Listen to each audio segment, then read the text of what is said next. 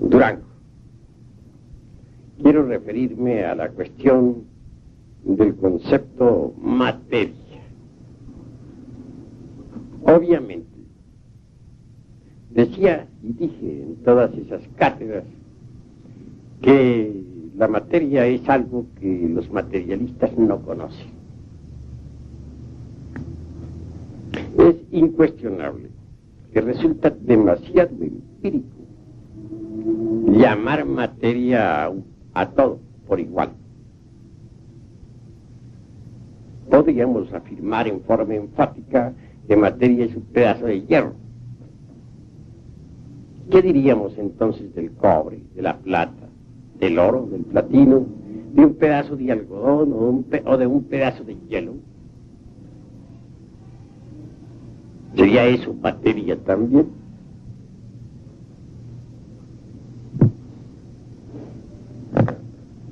Si un químico en un laboratorio llamara fósforo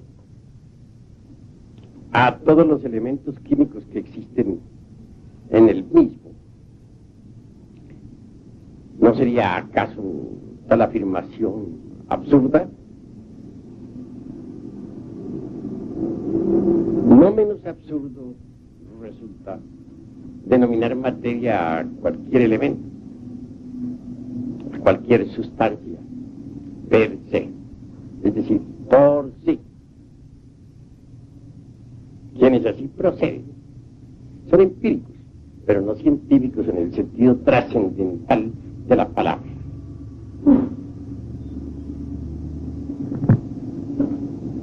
Indubitablemente, la tal materia por la cual se han apasionado tantos y tantos individuos polarizados negativamente es terra incognita para la ciencia oficial, mas tiene sus pontífices y sus dogmas inquebrantables y sus Biblias. Por ejemplo, la dialéctica de Carlos Marx. Me refiero en forma enfática a la dialéctica materialista. Sería el libro Biblia de los secuaces del dios materia. Eso es indubitable. Con todo y esto, y lo que estamos afirmando en forma enfática, digo que lo que se llama materia, o eso que denominan materia, como sustancia es incognoscible, per se. En latín quiero decir por sí.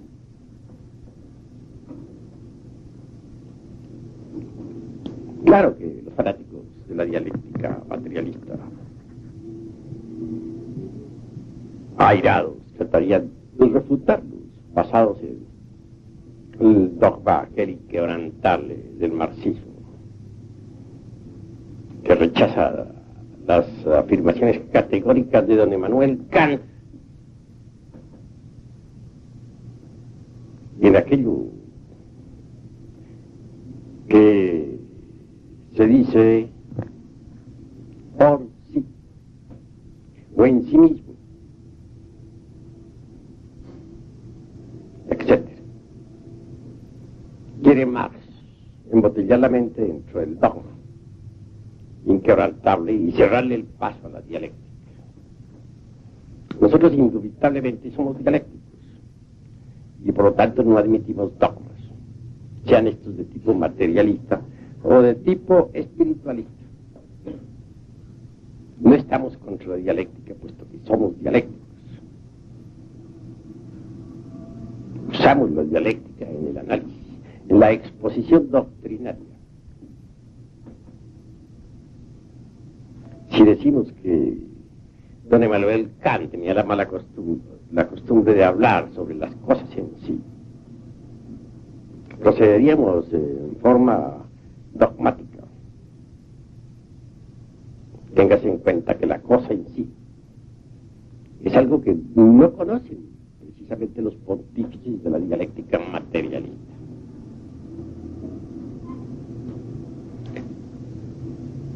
Andando pues por este camino de las disquisiciones filosóficas, entramos en terrenos verdaderamente sorprendentes.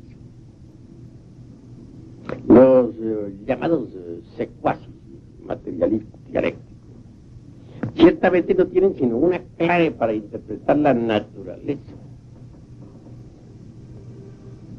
Los gnósticos somos diferentes. Tenemos 7 claves y por ello un terreno tanto inductivo como deductivo relacionado con la investigación. Llevamos una ventaja sorprendente al dogmatismo materialista. Todavía hay reaccionarios por ahí que piensan que más allá de la velocidad de la luz no es posible la existencia de ningún átomo. Esto nos huele a clerigalía del tipo materialista, porque tenemos velocidades tan sorprendentes como la fuerza de la gravedad. Bien sabemos que las ondas gravitatorias son mucho más veloces todavía que las ondas de la luz. Así que quienes sientan cátedra dogmática sobre la sustancia en sí, o la llamada materia, cierran el paso a la dialéctica. Y nosotros somos dialécticos revolucionarios. No podremos aceptar dogmas. Pero la sustancia en sí, incuestionablemente, tiene que procesarse en forma multidimensional. Rechazar la multidimensionalidad es rechazar la teoría de la relatividad. Y la teoría de la relatividad de Einstein está demostrada matemáticamente. No debemos pensar únicamente en el espacio exterior o en el espacio superior. Conviene que pensemos en el espacio interior, o mejor dijéramos, en los distintos espacios interiores.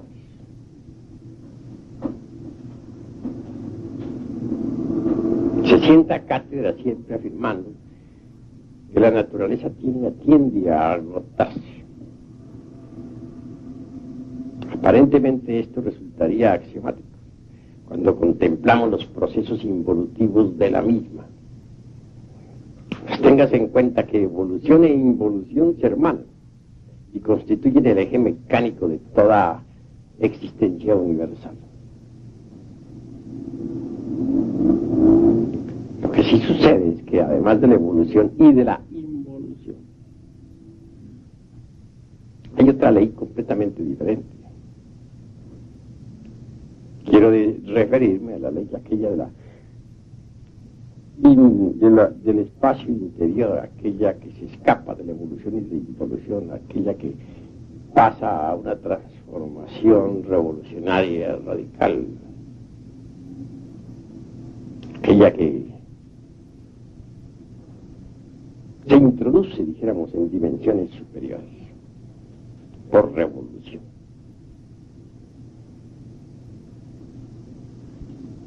Bien, considerada las cosas desde este punto, un día la naturaleza se habrá agotado, eso es obvio, aparentemente agotado, eso es incuestionable. Mas sucederá que en vez de proseguirse en los procesos evolutivos e involutivos, la naturaleza misma se habrá volcado en esta dimensión de tipo superior. Podrá desintegrarse en la materia física, pero como sustancia en sí o por sí, a la luz de los postulados de un Kant y su crítica de la razón pura, pues obviamente tendrá que pasar de dimensión en dimensión, como en forma de escala multidimensional, hasta llegar pues al estado aquel que podríamos decir homogéneo, dignal, cabe este término ahí, más allá de las simples concepciones caóticas de cualquier génesis.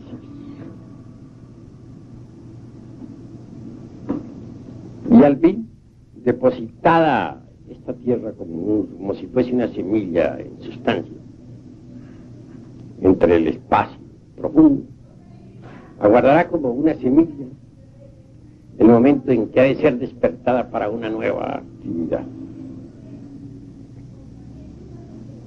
Pensemos en un árbol, muere después de haber dado sus frutos, se convierte en un montón de leños, pero un día cualquiera, pero al fin deja sus gérmenes, y en el germen continúa la posibilidad para ese árbol, la posibilidad de repetir su existencia. Lo mismo sucede con el mundo tierra, o con cualquier mundo del espacio, o con cualquier sol del infinito. Un día dejará de existir, pero continuará como simple germen en el espacio profundo, inconfundible con el espíritu universal de vida, con el gran alaya del universo. Entonces, allí guardará el momento de una nueva manifestación. Obviamente, cuando tal instante llegue, la fuerza eléctrica, el huracán eléctrico, el torbellino eléctrico polarizará nuevamente esa sustancia. Y nacerá un nuevo caos, por ende. Y es el fuego, o el logos, quien fecundará tal caos. Tal caos podríamos llamarlo, y lo hemos llamado otras veces, el limbus, o el mysterium magnum. Al caos en sí mismo pertenece a esa materia de que otro día les hablara, llamada el yastis. Los orientales la denominan sababat. Indubitablemente tal germen, después de que haya sido diferenciado por el impulso eléctrico, o polarizado, o bipolarizado, viene a ser, o vendrá a ser, fecundado por el fuego.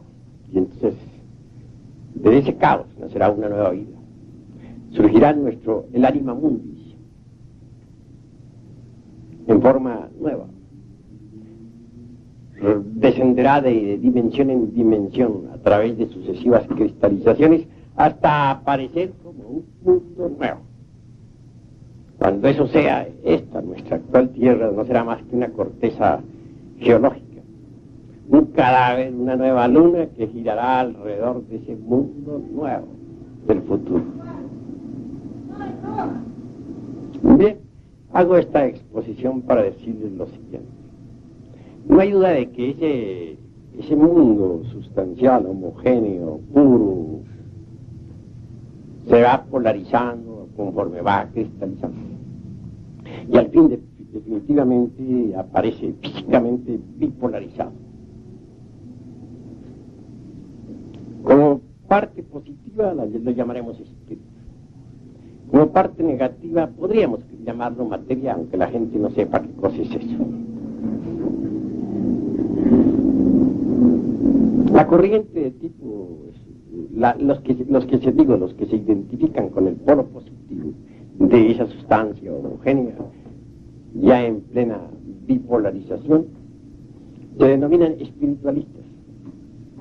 Forman corrientes religiosas, escuelas, sectas de tipo místico. Los que se identifican con el polo negativo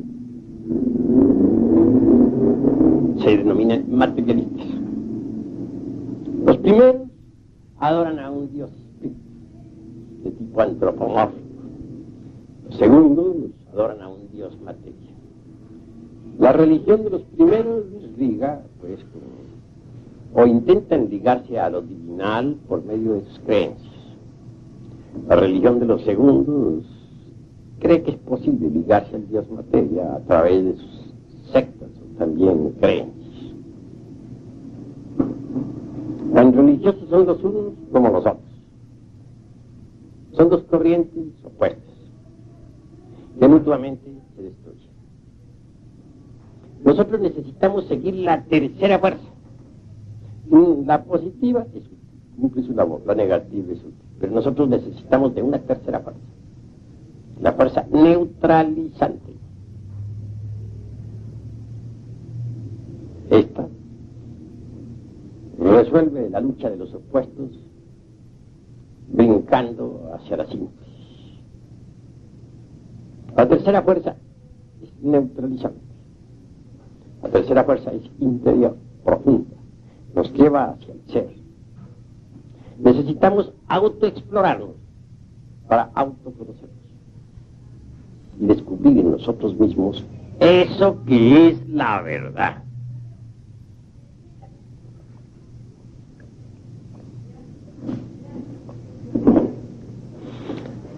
Los espiritualistas creen en un Dios antropomórfico, los materialistas creen en su querido Dios materia. Ambos son creyentes, y ni el uno ni el otro conocen la verdad. La verdad solamente es posible conocerla mediante la tercera fuerza.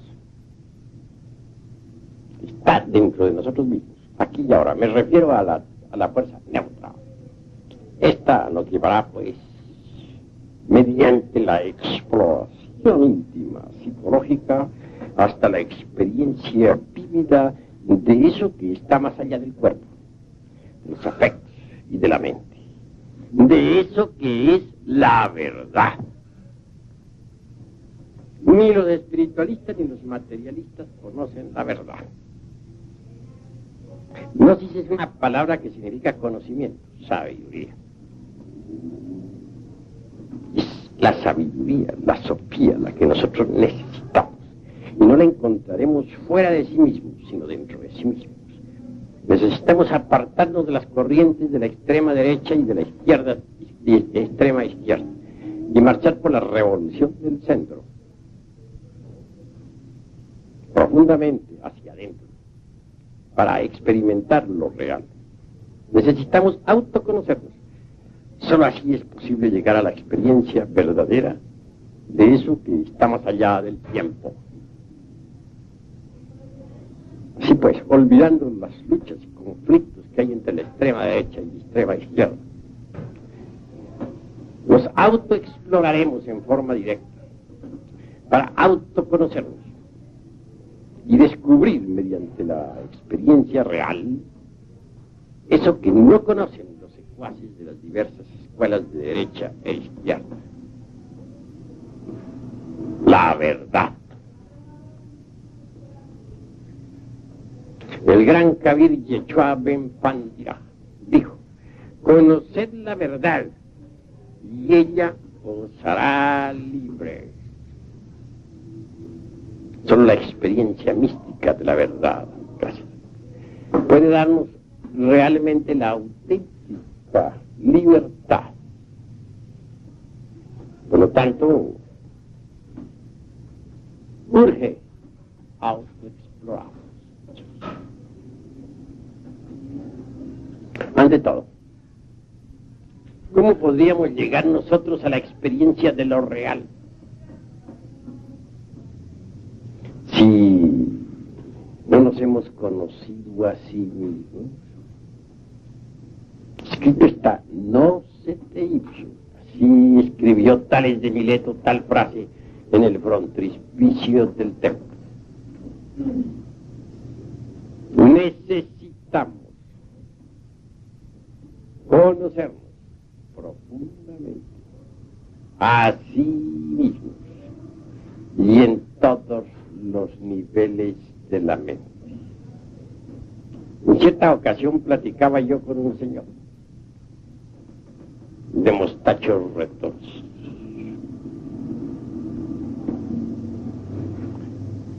Me decía él que a sí mismo se conocía. Le dije: señor, si usted se conoce a sí mismo, dígame, ¿cuántos átomos tiene un pelo de su bigote? El hombre se quedó estupefacto, sudó frío no lo sé. Le dije, pero si no conoce un simple pelo de su bigote, ¿cómo se va a conocer totalmente a sí mismo? Realmente no pudo, de forma alguna, rechazar lo que le dije. Él hubiera querido, naturalmente, refutarme ante el veredicto solemne de la conciencia pública. Pero ciertamente el argumento era, dijéramos, convincente.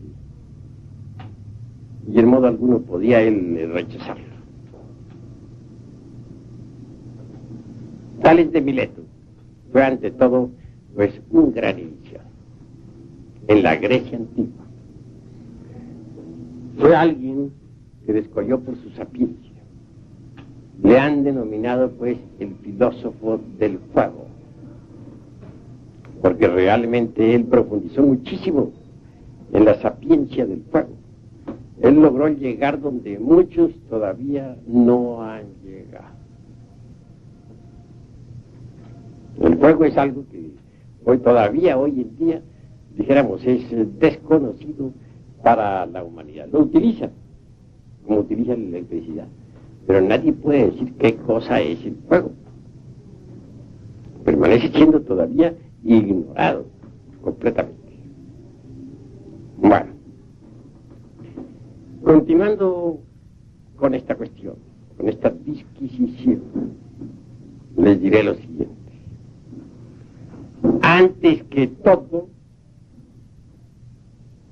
es urgente, inaplazable, impostergable, como ya les había dicho en otra reunión, cambiar nuestra forma de pensar, aprender a pensar en forma nueva, forma distinta, porque la gnosis es un conocimiento que, a pesar de ser tan antiguo, es nuevo, y escrito está en el Evangelio crístico: nadie echa vino nuevo en odre viejo, porque el vino nuevo, y así está escrito, destruiría al odre viejo.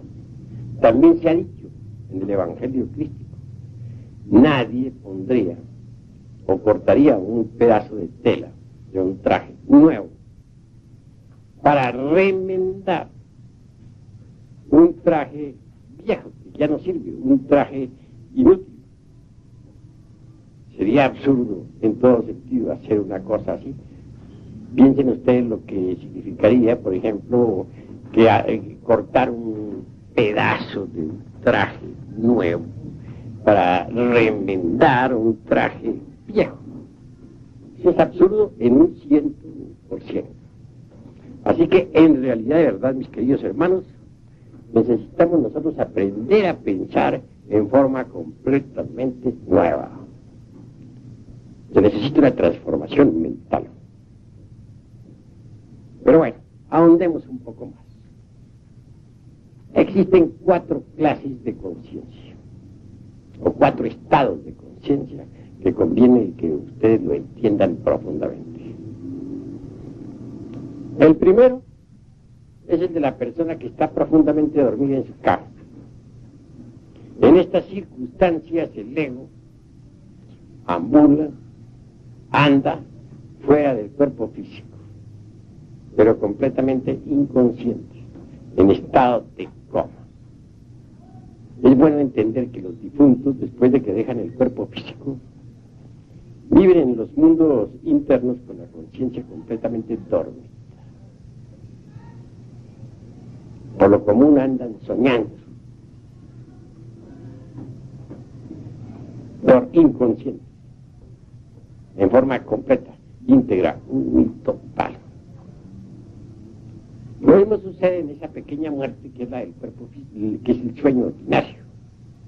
Mientras el cuerpo físico duerme, el ego ambula, inconsciente, dormido. El segundo estado es el del llamado estado de vigilia. Sucede que cuando un individuo vuelve al estado de vigilia, continúa soñando, tan dormido como estaba, solo que ahora su cuerpo es activo para los sueños y por lo tanto más peligroso.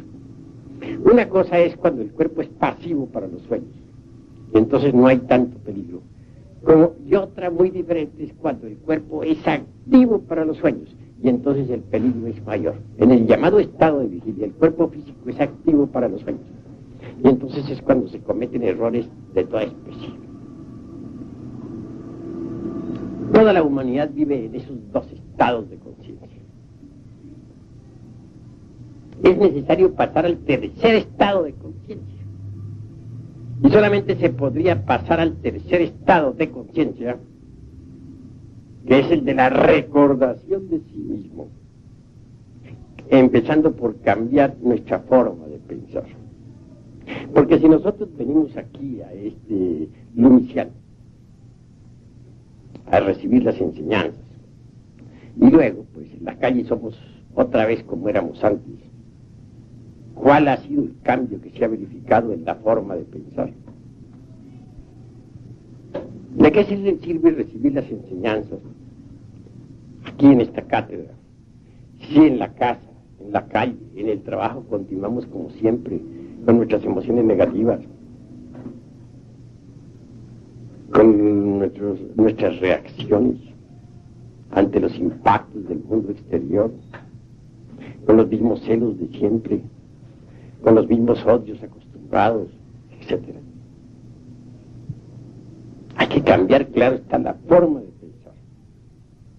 Aprender a pensar en virtud de las enseñanzas que aquí se reciben. Porque si se reciben las enseñanzas y la forma mecánica de pensar sigue como siempre, entonces ¿cuál es el cambio? ¿No sería posible pasar al tercer nivel o tercer estado de conciencia,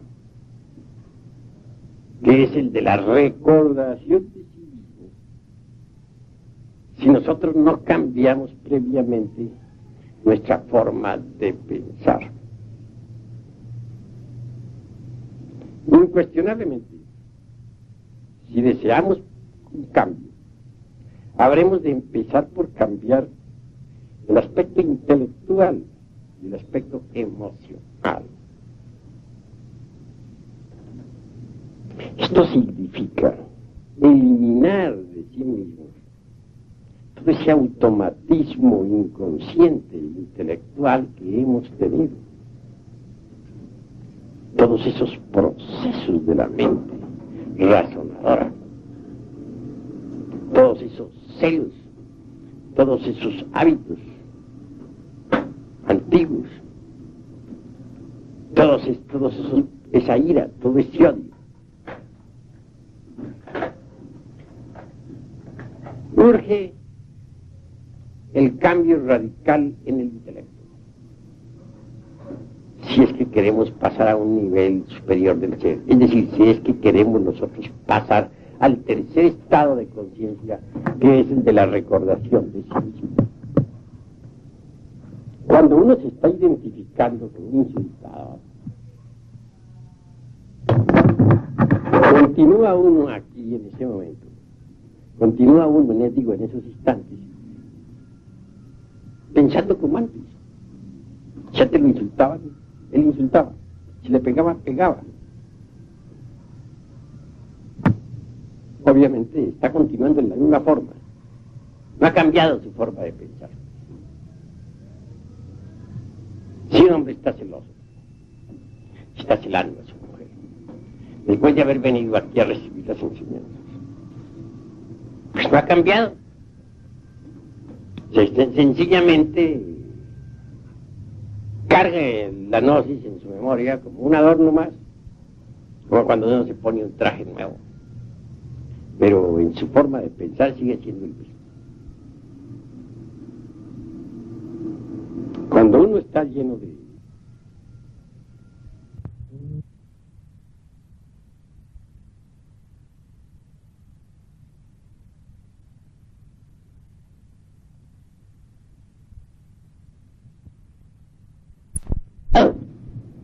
sigue siendo lo que era antes. ¿Cómo podría entonces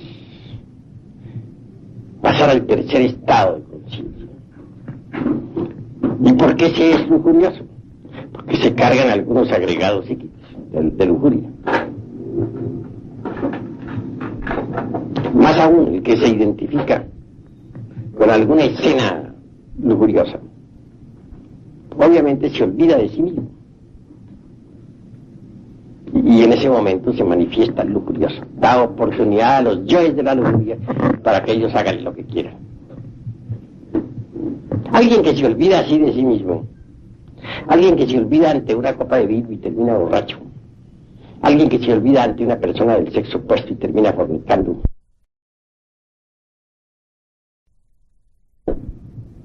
sigue siendo lo que era antes.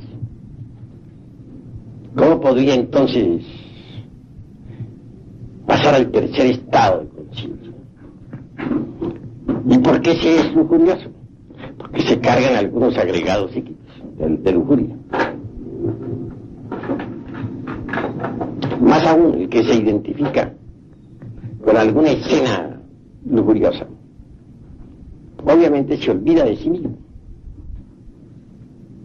Y en ese momento se manifiesta el lujurioso. Da oportunidad a los yoes de la lujuria para que ellos hagan lo que quieran. Alguien que se olvida así de sí mismo, alguien que se olvida ante una copa de vino y termina borracho, alguien que se olvida ante una persona del sexo opuesto y termina fornicando, alguien que se olvida de sí mismo ante un insultador y termina insultando también. Pues en verdad que no está preparado todavía como para pasar al tercer estado de conciencia, que es el de la recordación de sí mismo. Porque sería contradictorio suponer, siquiera, que un hombre haya pasado al tercer estado de conciencia y se olvide de sí mismo. Si el tercer estado es precisamente recordación de sí mismo. Sí, pues o ha pasado o no ha pasado al tercer estado. En esto no puede haber vaguedades de ninguna especie. Bueno, un paréntesis, podría abrir una ventanita ahí para que no haya tanto calor. Está haciendo mucho calor. Abran ustedes esas ventanas. Mucho gracias.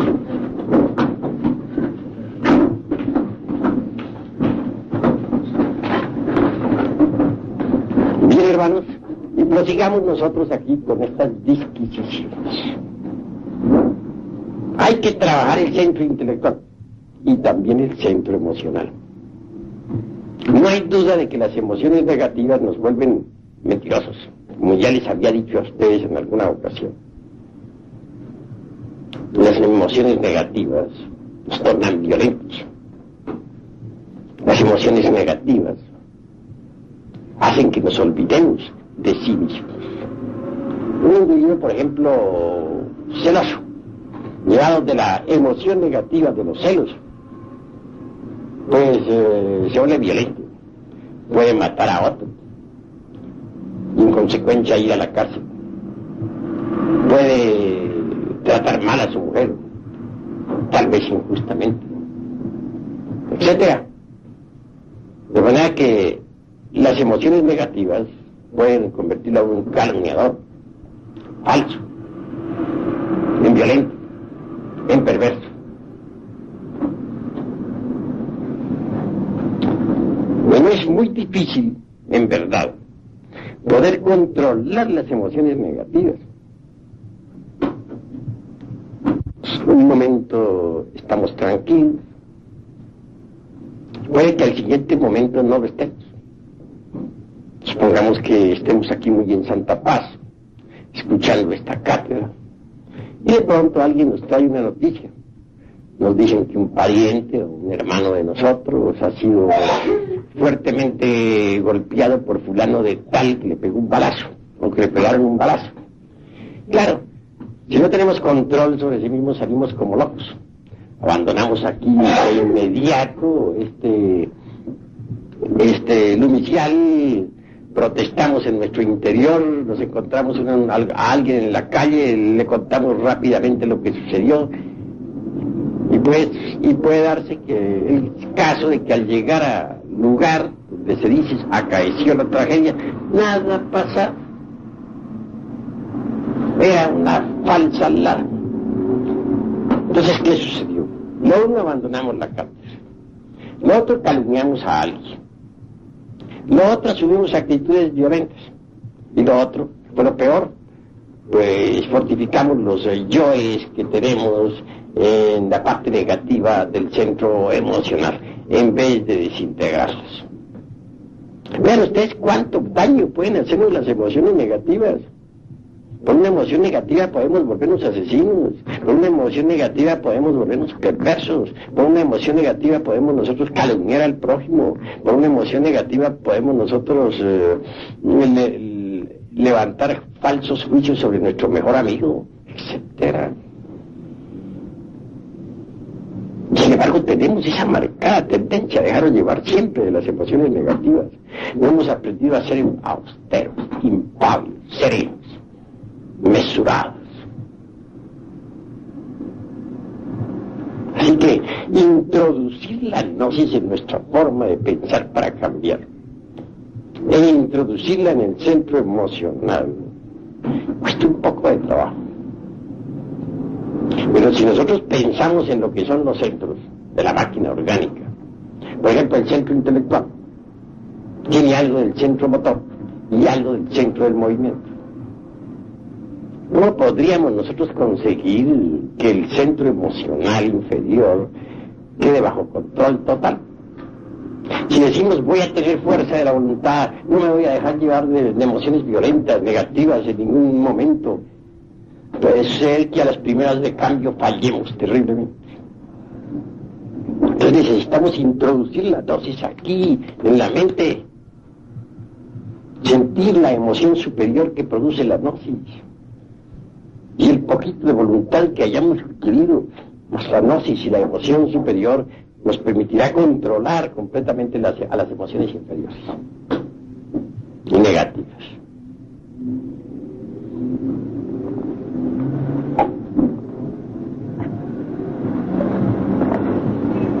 En todo caso, se necesita controlar a la emoción inferior con la emoción superior. La emoción superior está en el centro intelectual. Pues controlemos a la emoción inferior con la superior. Metamos gnosis dentro del cerebro para que nuestra forma de pensar cambie y vivamos de acuerdo con los principios y las reglas del gnosticismo universal.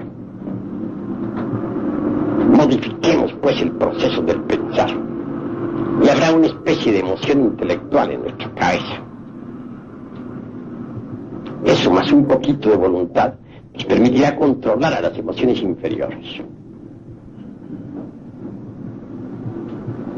Obviamente, la destrucción total de las emociones inferiores adviene con la aniquilación de aquellos elementos psíquicos indeseables que se relacionen precisamente con la parte emocional inferior.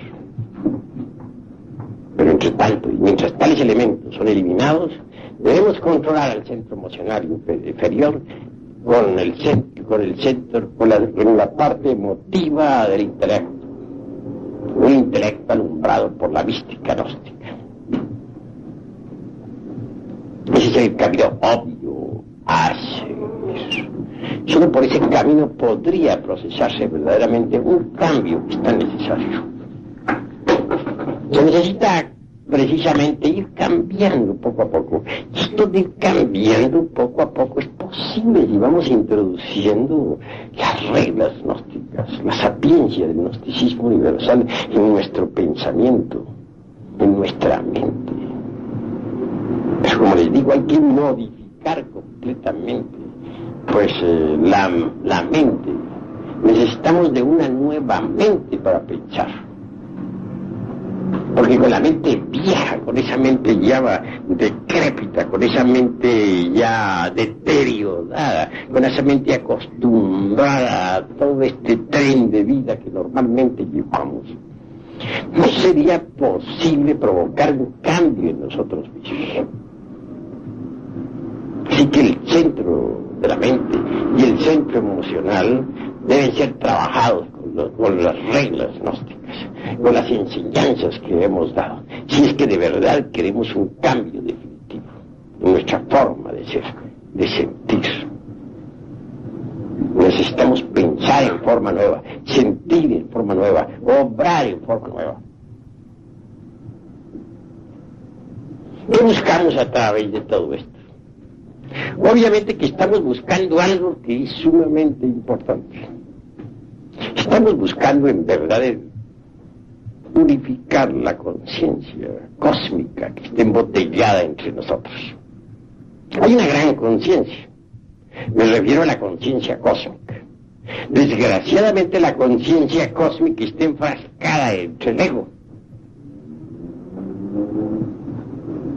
Purificar la conciencia solamente es posible aniquilando el ego. Si no se resuelva pasar por la aniquilación budista, jamás podría lograr la purificación de la conciencia. Es obvio que con la aniquilación budista, el despertar de la conciencia se convierte en un hecho. Una conciencia despierta es una conciencia purificada mediante la aniquilación del ego. Eso es indubitable. En todo caso, el proceso didáctico del psicológico, dijéramos, de la liberación de la conciencia en nosotros, tiene naturalmente un nombre en budismo oriental. Se le denomina Alaya Vijnana. La Alaya Vijnana. Este Alaya Vijnana guarda alguna relación con el cuerpo de ley, que es el Dharmakaya. El Dharmakaya en sí mismo, como sustancia ser, es inmortal, divinal. El cuerpo ley del Dharmakaya nos da eso que podríamos denominar omnisciencia. Si por algo al cuerpo ley se le llama Dharmakaya, es porque es el resultado de tremendos trabajos hechos en nosotros mismos y dentro de nosotros mismos, aquí y ahora. El cuerpo de Dharmakaya pueda sumergirse entre el vacío iluminador, y más aún que pueda llegar a la talidad que está más allá del mismísimo vacío iluminador, es innegable. Es innegable. Quien posee el cuerpo de Dharmakaya ha llegado a la felicidad real y a la verdad última. Pues no sería posible llegar a poseer tal cuerpo si no hemos trabajado la conciencia escondida en nosotros, a esa conciencia que se encuentra enfrascada entre el ego. Se hace necesario desenfrascarla, desembutirla, desembotellarla, liberarla mediante el trabajo sobre sí mismos. No es posible trabajar o provocar un cambio al trabajar sobre sí mismos si antes no hemos empezado por cambiar nuestra forma de pensar y de sentir. Un individuo que recibe la enseñanza y continúa embotellado en los antiguos procesos intelectuales y emocionales no puede en modo alguno originar cambio alguno. Los cambios son necesarios para llegar al cambio supremo. Tengas entendido que los agregados psíquicos del ego se procesan en 7 niveles del ser. Incuestionablemente, el cuerpo de Dharmakaya solo es para los que han llegado a la parte más elevada del ser, aquellos que han desintegrado absolutamente todos los agregados psíquicos o todos los elementos inhumanos que existen en los 7 niveles del ser. Solo un individuo así puede tener el cuerpo del Dharmakaya. Pues hay que hacer una plena diferenciación entre lo que es en realidad de verdad el alaya vijnana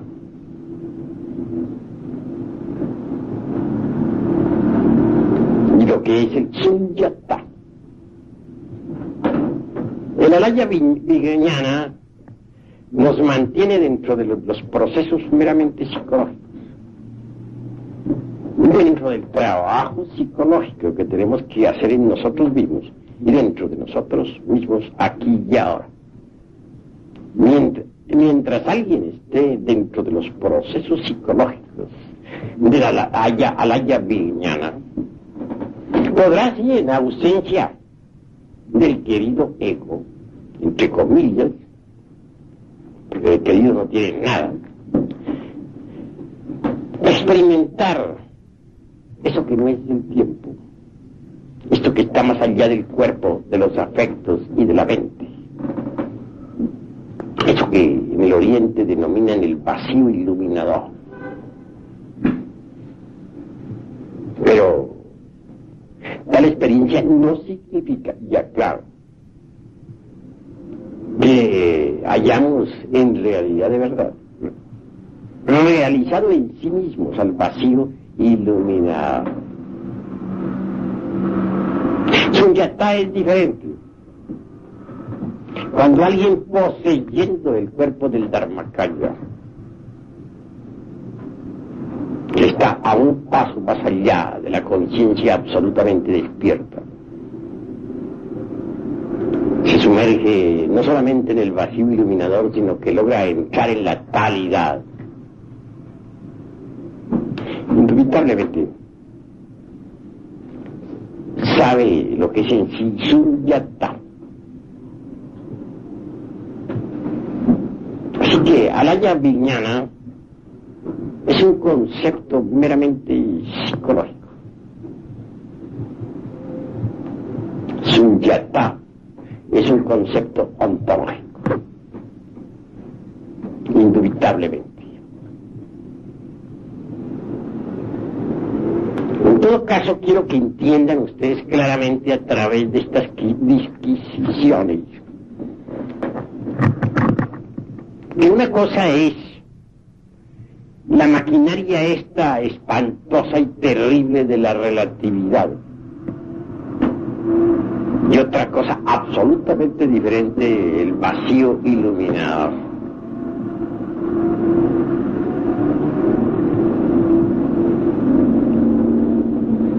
Mientras la mente lógica continúe con sus confrontaciones dentro de esta maquinaria terrible de la relatividad,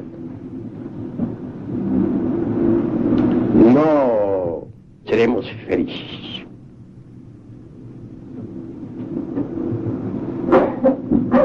Pensemos en que una cosa es el concepto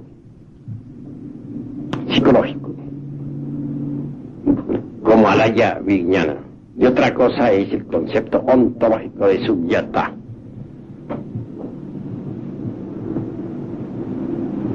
La mente, la conciencia embotellada en las confrontaciones lógicas de la teoría de la relatividad no podría encontrar dicha verdadera, porque no es en la lógica donde podremos encontrar la dicha, sino en sunyata. Cuando uno distingue, pues, al concepto psicológico del concepto ontológico, podría pensar tal vez en lo que es lo epistológico, o en la epistología, o en el pensar o en pensar epistológicamente.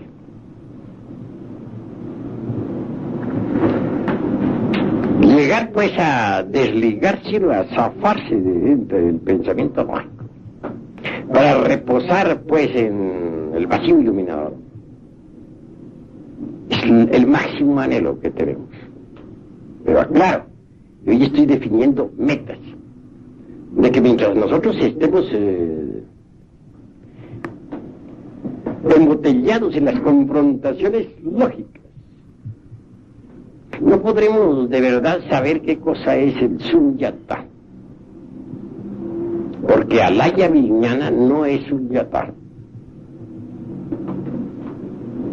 De forma similar diría lo siguiente: les he enseñado a ustedes lo que es la meditación. Les he dicho que, por ejemplo, nosotros en vida podemos experimentar eso que no es del tiempo, en ausencia del ego. Hasta les he dado un mantra para que trabajen con él. Eso es obvio. Un día cualquiera podrían ustedes llegar a esa dicha. Porque si la conciencia está puesta en una cantina, allí estaremos nosotros. Si la conciencia está en la plaza en el Zócalo de México, allí estaremos nosotros. Y si depositamos la conciencia entre el vacío iluminador, allí estaremos nosotros. Eso es obvio. Pero antes de llegar a la experiencia del vacío iluminador, aspiramos nosotros, naturalmente, y trabajamos. Eso es claro. Estamos, dijéramos, dentro del mundo de las confrontaciones lógicas. Pero una cosa es el vacío iluminador como concepto, y otra cosa es el vacío iluminador como experiencia. Ustedes pueden vaciar la mente de toda clase de pensamientos, por ejemplo, para hacer el vacío en la mente, el vacío total, el cero radical, absoluto. Si lo pueden, si lo quieren, pueden. Pero mientras existe en la mente durante la meditación la idea de que ustedes quieren el vacío iluminador, entonces el vacío continúa siendo para ustedes un concepto, y nada más que un concepto. Se están procesando estrictamente dentro de la Alaya Vijnana. El día que ustedes logren el vacío del vacío en su propia mente, que no es la nada como piensan muchos ignorantes ilustrados que nos critican. Entonces, en verdad, habrán conseguido, ciertamente y en forma directa, la experiencia de eso que está más allá del cuerpo, de los afectos y de la mente. Pero mientras el vacío continúe en ustedes como un simple concepto al cual, o como un anhelo, o como una idea, o como algo a lo cual ustedes aspiran, pues no lo experimentarán. Pero cuando lleguen ustedes al vacío del vacío, en que ya ni siquiera, ni remotamente, dijéramos, se acuerdan de que están meditando, sino que en verdad se han hecho el vacío y se han olvidado de la idea del vacío, que es diferente. Entonces habrán experimentado el sunyata. Bueno, ¿qué es lo que quiero con todas estas disquisiciones hoy en día, aquí ante ustedes? Una, que sigan, que por ahora no es posible que ustedes puedan sumergirse entre el seno del vacío iluminador. Pues por lo menos siquiera sepan en qué punto se encuentran. En realidad, de verdad, ustedes se encuentran, hablando epistemológicamente, en Alaya Vijnana, trabajando por lograr un día, mediante la aniquilación budista, la liberación final en sunyata. Eso es todo. Esto requiere naturalmente mucha atención, porque queremos en verdad que todos logren un día tal aniquilación y que salgan de lo meramente conceptual para entrar en la experiencia de lo real.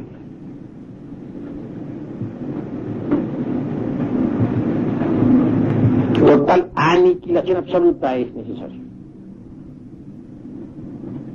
Salirnos un día de las confrontaciones meramente lógicas y experimentar ciertamente eso que no es del tiempo. Así como en vida, por ejemplo, necesitamos ahorrar energías para crear el segundo cuerpo psicológico, que es el astral, que así se denomina. Porque si gastamos nuestras energías, la creación del segundo cuerpo se hace algo más que imposible. Así también necesitamos, a través de la didáctica esta de la alaya, de la gran alaya universal o de la alaya virniana, y aniquilando los agregados psíquicos. Como los vayamos aniquilando, las energías se van acumulando en nosotros. Y tales energías después nos permitirán ciertamente la creación del cuerpo del Dharmakaya.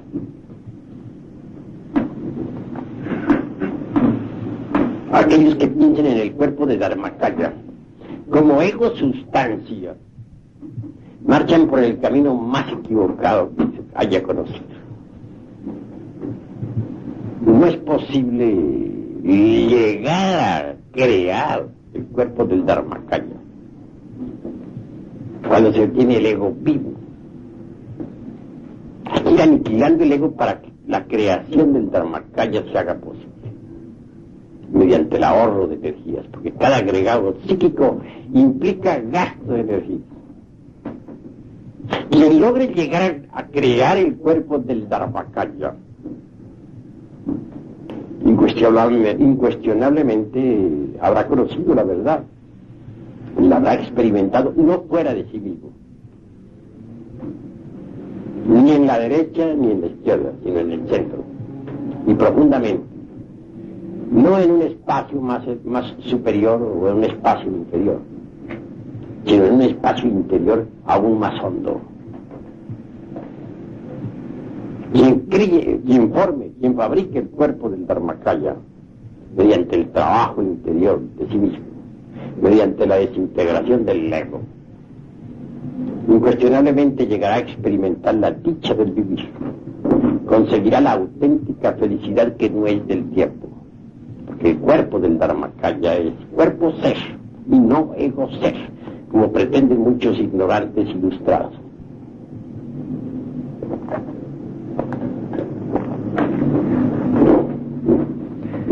Así, mis queridos amigos, me parece pues que en vez de inclinarnos nosotros ya hacia la corriente de la derecha, ya hacia la corriente de la izquierda, apelemos a la fuerza neutralizante, a la tercera fuerza, que está dentro de nosotros, porque esta nos permitirá llegar a la síntesis, a la liberación final, a la verdad última, de la creación del cuerpo del Dharmakaya en cada uno de nosotros.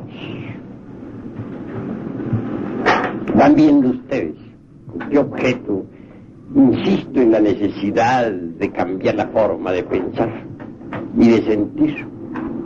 Tiene un solo objeto: provocar un cambio interior de fondo mediante el trabajo esotérico, gnóstico, crístico. Y a medida que ese cambio se vaya verificando, nos iremos acercando más y más a la dicha de los Dharmakayas. En última síntesis, anhelo que cada uno de los aquí presentes, trabajando sobre sí mismo, fabrique así interiormente, muy hondamente, el cuerpo del Dharmakaya.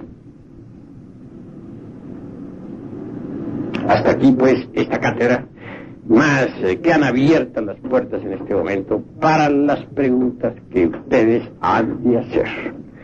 Así pues, pedimos a los hermanos que hagan sus preguntas, ¿no? Espero que no me vayan a salir con preguntas de segunda cámara, ni de primera cámara, ni de antecámara.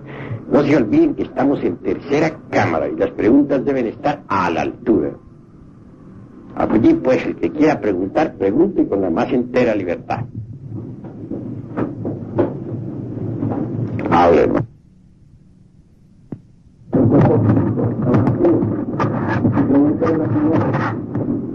Cuando está en el estado sueño, como decía usted, y el ego vaga por el mundo o por el submundo, nosotros penetramos a nuestro propio país psicológico.